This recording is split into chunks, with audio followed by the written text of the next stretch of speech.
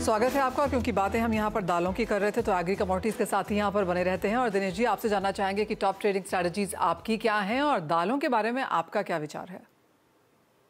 जी बिल्कुल, अगर agree commodities की बात करें तो मैं काफी समय से कह रहा था कि कपास जो इंटरनेशनल मार्केट करीब 20% तेज हो चुका है और हमारे यहाँ वो तेजी बिल्कुल नहीं है। अभी तक सिर्फ 5% की तेजी आई। मुझे लगता है आने वाले समय में कपास एनसीडेक्स के कॉन्ट्रैक्ट में हमारे एक बार और उछाला देखने मिल सकता है। 1525 के आसपास अप्रैल का वायदा बाय किया जा सकता है। ऊपर में 1565 1590 के लेवल्स हमें देखने मिल सकते हैं।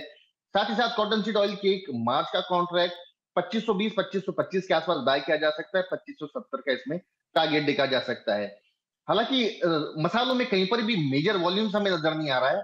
बहुत ही लिमिटेड सा वॉल्यूम है। लेकिन एक अच्छी बात है कि वार कॉम्प्लेक्स में और कॉटन सीड ऑयल कॉम्प्लेक्स में इसमें वॉल्यूम थोड़ा सा उभर कर आया, तो मुझे लगता है मार्केट के लिए थोड़ा सा एक सपोर्टिव जोन एक्ट करके हो सकता है। गम मुझे लगता है कि 10,250 के आसपास एक बार बाय किया जा सकता है मार्च का। 10,550 का इसमें टारगेट और 10,050 का इसमें स्टॉप लॉस मेंटेन किया जा सकता है। मैं आपका कन्वर्सेशन सुन रहा था सुधीर जी से दालों के बारे में। मुझे लगता है कि गवर्नमेंट अगर इंसेंटिव्स प्रोवाइड करती है फार्मर को, जैसे कि इन्होंने ऑइलसीड में एक फंड रेज किया था, that would be a big thing. और जबकि मैं ये जो प्राइसेस बढ़ रही है, मैं इसको एक्ट करता हूँ डिमांड सप्लाई का जो गैप है उसी के कारण प्राइसेस ज्यादा बढ़ी है। मैं अपने खेतों से ही देखता हूँ कि वहां पर तुअर की यील्ड जो नॉर्मल मुझे 3 साढ़े 3 क्विंटल पर एकड़ हुआ करती थी, वो घटकर सिर्फ 50 केजी पर हेक्टेयर रही है। मुझे लगता है कि जबरदस्त गिरावट देखने मिली है। साथ ही साथ हमने देखा है कि चने की जो क्रॉप है, इसमें 6 लाख हेक्टेयर की सोइंग ही कम थी और जमीन में मॉइस्चर की नमी होने से कारण इसकी यील्ड भी काफी प्रभावित हुई। और साथ ही साथ अभी जो कटाई का मौसम चल रहा है, वहां पर हेल स्टॉर्म्स या बारिशें हो रही है, वो भी क्रॉप को डैमेज कर रही है। तो ये जो सारे फैक्टर्स है, मुझे लगता है पल्सेस के लिए बड़े तेजी का कारण यही बन रहा है। और जो इवन एज जो कॉन्वर्सेशंस हैं मंत्रियों की तरफ से, वो सेल्फ सफिशिएंसी की गुहार भी है, उसके बावजूद भी काफ़ी ifs and buts as of now यहाँ पर बाजार में है।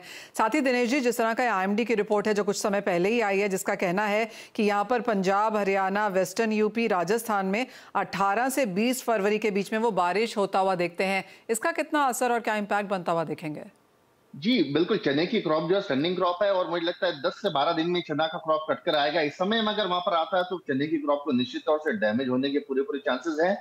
और यही मात्र एक कारण हो सकता है कि जो प्राइसेस को और बूस्टअप दे। हमने देखते हैं कि पिछले 2 सालों में, 2.5 सालों में चने की क्रॉप निरंतर एमएसपी के नीचे ट्रेड कर रही थी और ये जो साल जैसे ही स्टार्ट हुआ, अराइवल से पहले ही हम देख रहे हैं कि जो एमएसपी है 5435 रुपए की, उसके ऊपर प्राइसेस निरंतर ट्रेड कर रही है।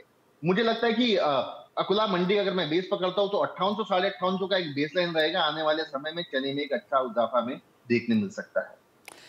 ऑलराइट, तो तेजी यहाँ पर दालों में बरकरार रह सकती है और खरीदारी की राय यहाँ पर कपास, कॉटन सीड ऑयल केक और गम में यहाँ पर दिनेश जी की तरफ से आती हुई ऑफ कोर्स। और जिस तरह से आईएमडी की तरफ से वो एडवाइजरी आई है, उसके ऊपर भी बाजार की स्पेशली एग्री एनालिस्ट की नजर तो रहेगी ही। लेकिन बात अब नॉन एग्री की कर लेते हैं और नवनीत हमारे साथ हैं।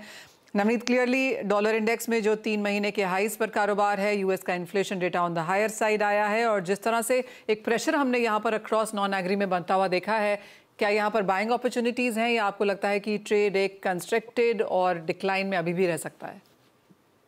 मनीषा जी, काफी दिनों से हमने देखा है कि डॉलर इंडेक्स की जो चाल है पूरे बेस मेटल कॉम्प्लेक्स पे और इंडस्ट्रियल मेटल कॉम्प्लेक्स पे हावी होती हुई नजर आई है, जिसके चलते एक रीजनेबल और हेल्दी करेक्शन देखने मिला है बेस मेटल कॉम्प्लेक्स में।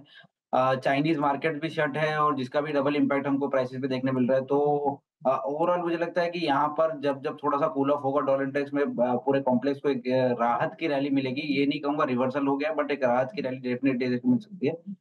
बट उसके साथ साथ सिल्वर एक ऐसा कमोडिटी है जो इन सारे मेटल्स के साथ में थोड़ा सा दबाव में आ चुका है। मुझे लगता है कि अब काफी हेल्दी करेक्शन हमने सिल्वर प्राइस में देखा है। 78,000 से करेक्ट होते हुए लगभग 69,000 तक आ गया था। अभी करीब 70,400-500 के आसपास चल रहा है। मुझे लगता है कि बहुत रीजनेबल लेवल से रिवर्स होता हुआ नजर आएगा सिल्वर और यहाँ से वापस 74,000-75,000 की चाल हम देख सकते हैं। तो 70,300-500 के रेंज में बाय करने की रिकमेंडेशन रहेगी। 69,500 का आप स्टॉप लगाएं, 72,000 तक के टारगेट आपको अपसाइड में देखने मिलेंगे। नेचुरल गैस को कैसे देखते हैं नवनीत? क्योंकि जिस तरह का कंप्लीट सेल ऑफ हमने यहाँ पर पिछले साल भी आता हुआ देखा, काफी हद तक इस साल में भी वही ट्रेंड। नेचुरल गैस तो एकदम आउटलायर रहा है और पिछले 2 साल में जो वोलेटिलिटी या जो ट्रेंड हमने नेचुरल गैस में देखा है, वो मुझे लगता नहीं कि कोई और कमोडिटी में लास्ट कुछ सालों में देखा गया है। इस साल जो है वो ठंडी के जो आंकड़े एक्सपेक्टेड थे वो उस तरह से डिलीवर नहीं हुए, जिसके चलते टाइम एंड अगेन हर हफ्ता एक करेक्टिव मोड में ये रहा है नेचुरल गैस प्राइसेस। और इंटरनेशनली भी लगभग लगभग ऑलमोस्ट डेकेड लो के आसपास पहुंच चुके हैं। मुझे लगता है यहाँ पर एक रीजनेबल रिस्क रिवॉर्ड प्रीमियम से बेट लिया जा सकता है रिवर्सल का। हालांकि स्टॉप लॉस मेंटेन करना बहुत जरूरी है इस कमोडिटी में, बिकॉज हमने 200 रुपए से लेके 140 रुपए तक का जो फॉल है बहुत जल्द आते हुए देखा है। तो यहाँ पे सिर्फ एक पंट या एक बेट के तौर पे आप रिवर्सल ढूंढ रहे हैं तो किया जा सकता है, बट अदरवाइज रिटेल निवेशक इससे दूर रहे वो ज्यादा बेहतर विकल्प रहे। एब्सोल्युटली। अगर पिछले 1 महीने की बात की जाए तो यहाँ पर नेचुरल गैस में बहुत भारी गिरावट आते हुए नजर आई है। अंतर्राष्ट्रीय बाजारों में $2 के नीचे ये फिसल चुका है। हल्का सा rebound as of now screen पे जरूर आता हुआ, लेकिन जैसे नवनीत कह रहे हैं कि बहुत कॉशियस ट्रेड्स यहाँ पर करने की ज़रूरत है। इसी के साथ ये शो समेटने का भी समय है। नवनीत, दिनेश, बहुत शुक्रिया आप दोनों का ही साथ जोड़ने के लिए। एक ब्रेक के लिए रुकेंगे, लौटेंगे तो लेकर आएंगे आवाज़ समाचार।